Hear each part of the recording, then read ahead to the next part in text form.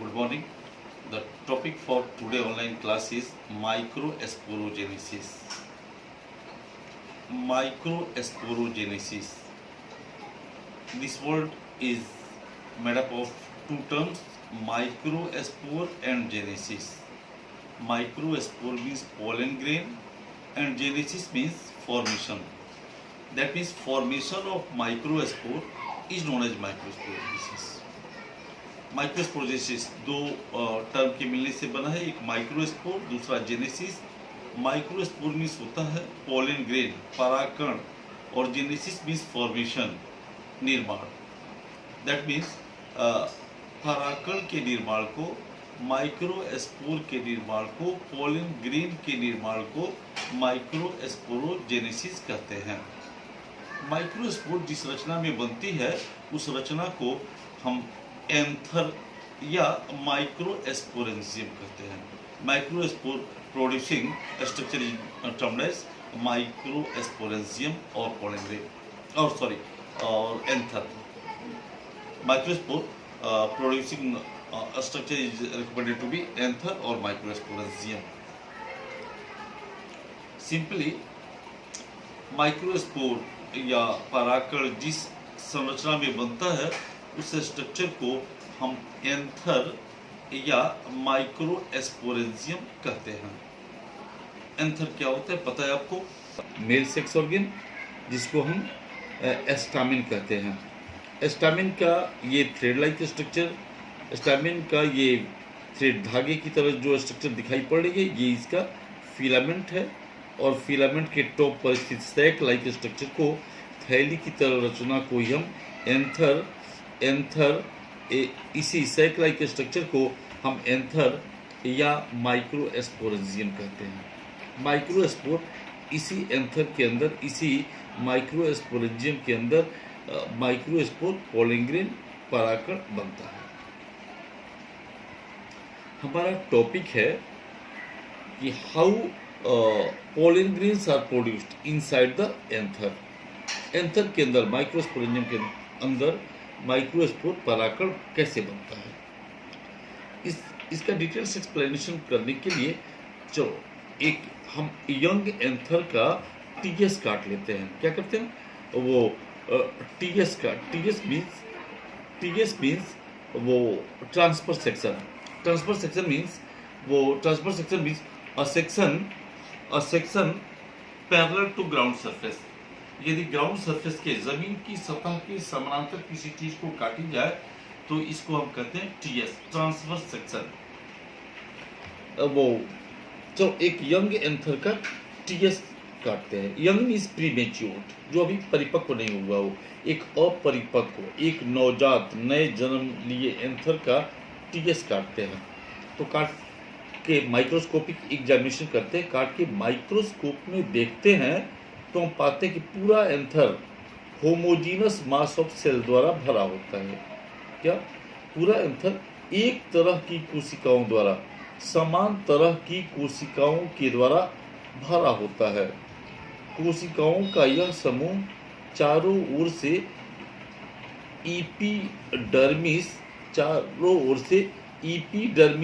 Epidermis नामक इस layer के द्वारा, चारों ओर से एपिडर्मिस नामक लेयर के द्वारा घिरा होता है।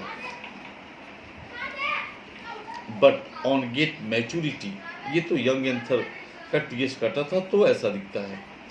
बट एंथर यदि मैच्योर हो जाता है, परिपक्व हो जाता है, तब क्या होता है? तब यह एंथर ऐसा हो जाता है। कैसा हो जाता है? On get maturity anther becomes 1, 2, 3, 4, anther becomes 4 lobed, ऐसा।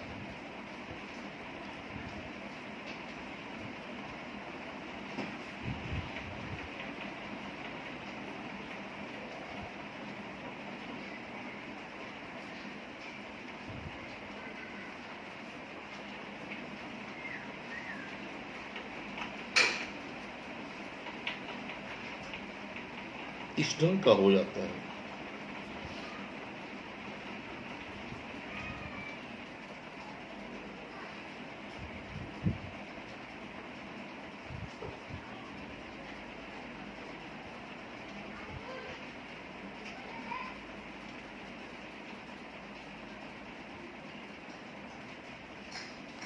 एंथर।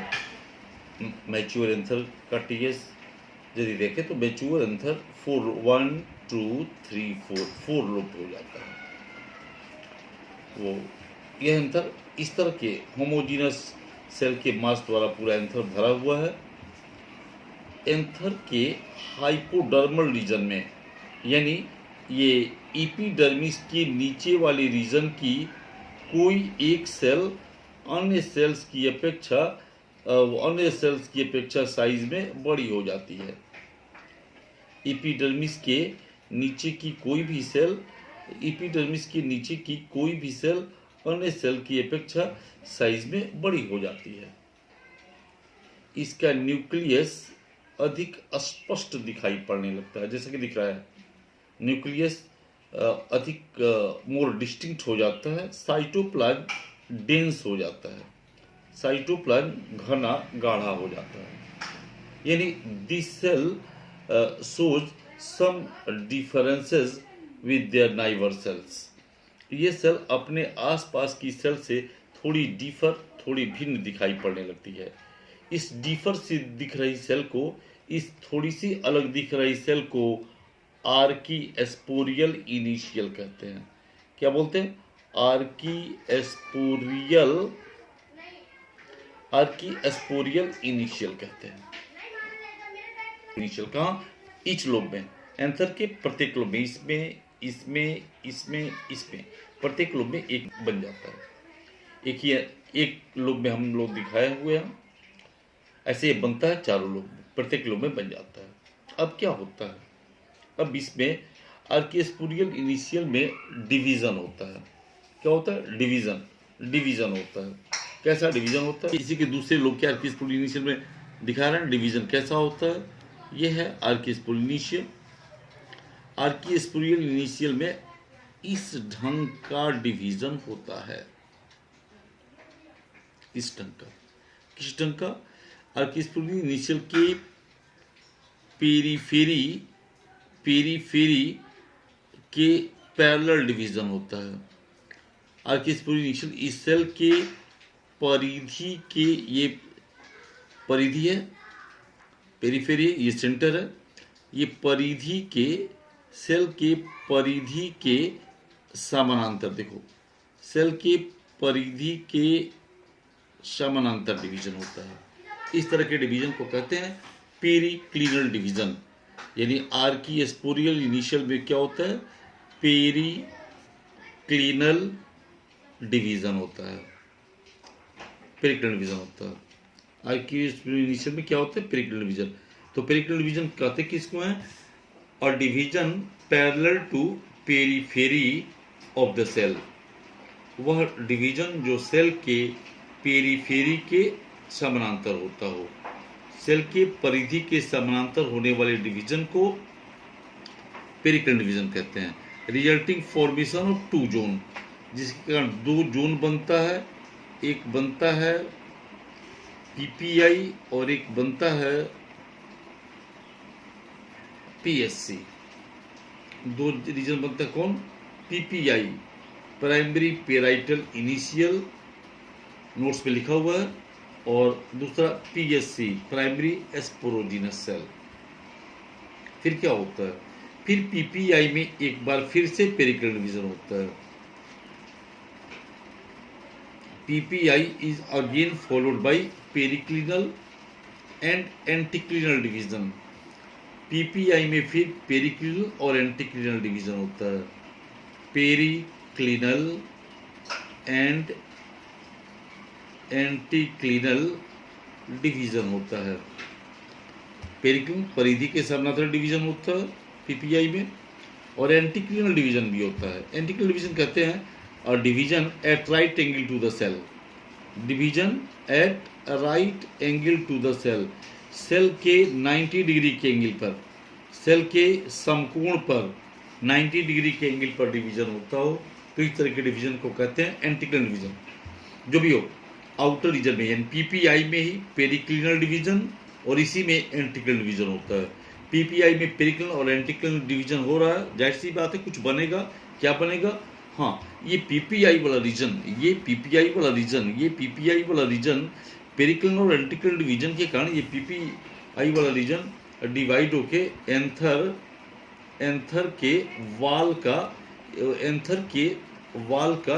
के दीवाल का निर्माण करता है। इसी एंथर का एंथर की ये जो वाल है, ये पीपीआई वाला रीजन एंथर की इस वाल का निर्माण करता है। और जरा देखते हैं ये एंथर का वाल, एंथर की दीवार इन्फेक्ट होती कैसे ही है, आइए देखते हैं।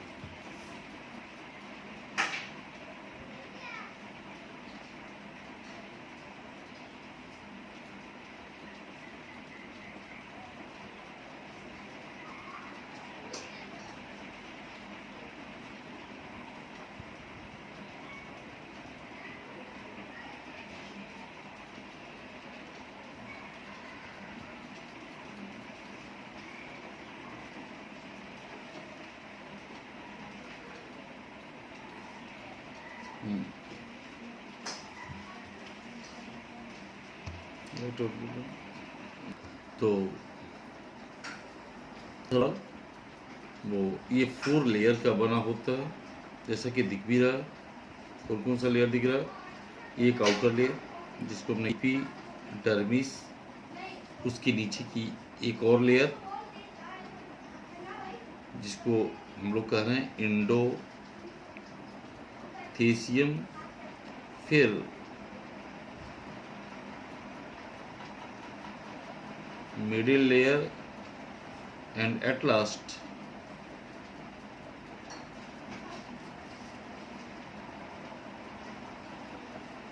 टेपिटम।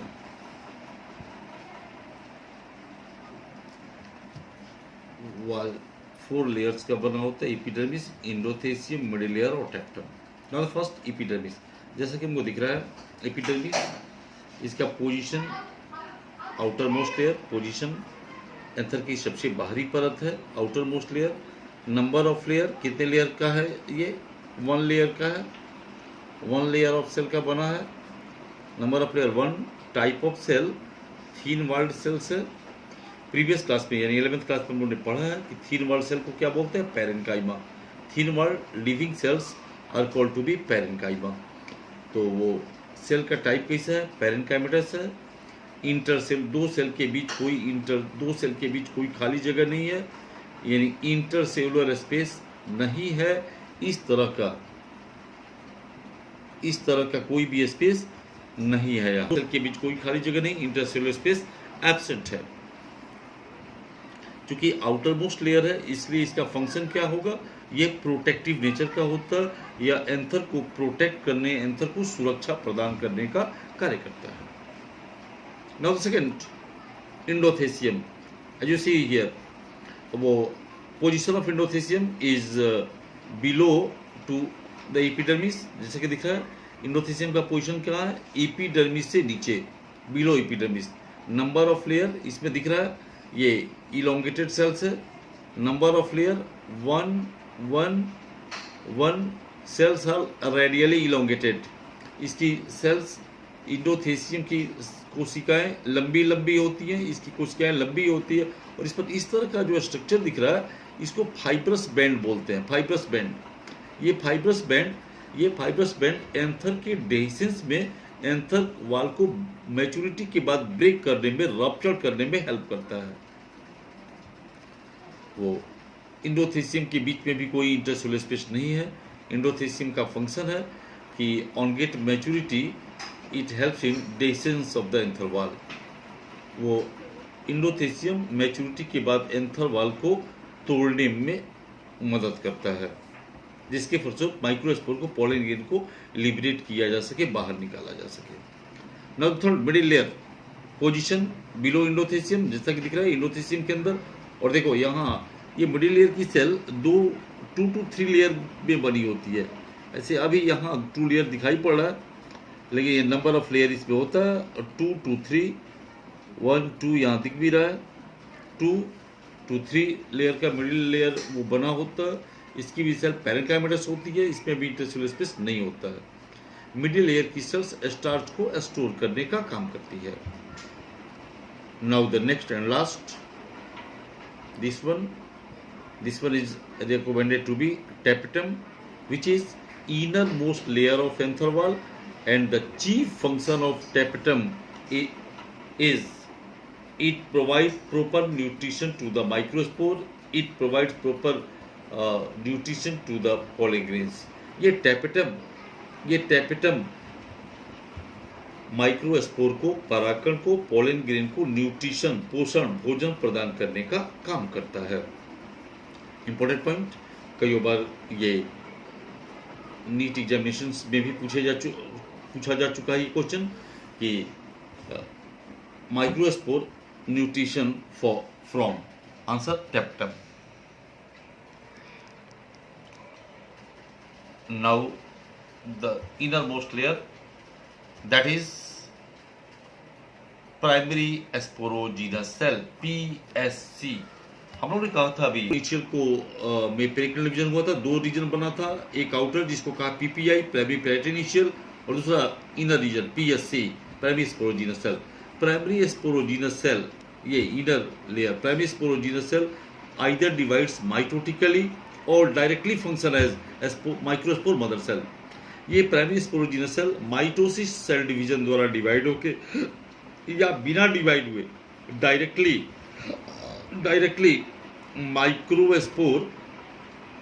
माइक्रोस्पोर मदर सेल की तरह कार्य करने लगती है.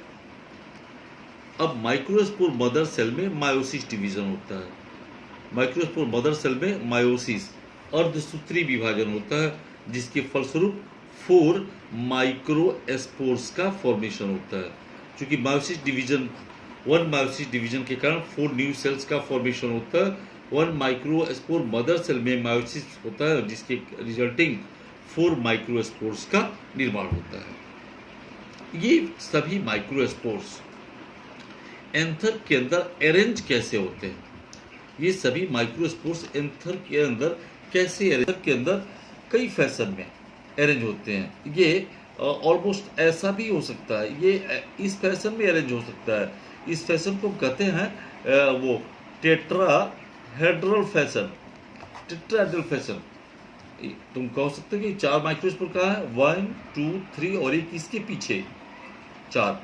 टेट्राहेड्रल फैशन में ये अरेंज हो सकता है, या फिर ये चारों माइक्रोस्पोर्स ऐसे अरेंज हो सकते हैं. इस फैशन को कहते हैं आइसो बाइलेटरल फैशन. या फिर ये चारों माइक्रोस्पोर्स ऐसे अरेंज हो सकते हैं, इस फैशन को कहते हैं डिक्कसेट फैशन. या फिर ये चारों माइक्रोस्पोर्स ऐसे अरेंज हो सकते हैं, इस फैशन को कहते हैं टी सेप्ट फैशन. और फिर ये चारों स्पोर वैसे नहीं, तो फिर ये फिर ऐसे अरेंज हो सकते हैं 1 2 3 4 1 2 3 4. इस फैशन को कहते हैं लीनियर फैशन. ये सभी माइक्रोस्पोर, चारों माइक्रोस्पोर्स प्राइमरी स्पोरोजीनस सेल, जो कि पहले ही कहा हमने कि माइटोसिस डिवीजन द्वारा डिवाइड करके या डायरेक्टली माइक्रोस्पोर मदर सेल की तरह काम करने लगता है. यह microspore mother cell meiosis division द्वारा डिवाइड करके 4 माइक्रोस्पोर्स का निर्माण करता है. ये सभी माइक्रोस्पोर्स एंथर के अंदर टेट्राहेड्रल, आइसोबाइलेटरल, डिक्कासेट, टी सेप्ट और लीनियर, इस 5 में से किसी भी एक तरह से अरेंज होते हैं. अब जैसे कुछ प्लांट में, जैसे कि कैलोट्रोपिस में, मदार में, ये सभी माइक्रोस्पोर्स इसमें उपरोक्त 5 में से किसी भी फैशन में अरेंज नहीं होते हैं. But the entire microspores get fused to form a complex structure, and now this complex structure is said to be pollinium. कुछ प्लांट में, जैसा कि वो कैलोट्रोपिस में, मदार में, सभी ये चारों माइक्रोस्पोर्स किसी भी फैशन में नहीं है, जो कि चारों माइक्रोस्पोर्स ही आपस में मिक्स कर जाते हैं, और चारों माइक्रोस्पोर्स आपस में मिक्स करके एक कंपाउंड स्ट्रक्चर का, एक जटिल स्ट्रक्चर का निर्माण कर देते हैं. इस कंपाउंड स्ट्रक्चर को पोलिनियम कहते हैं.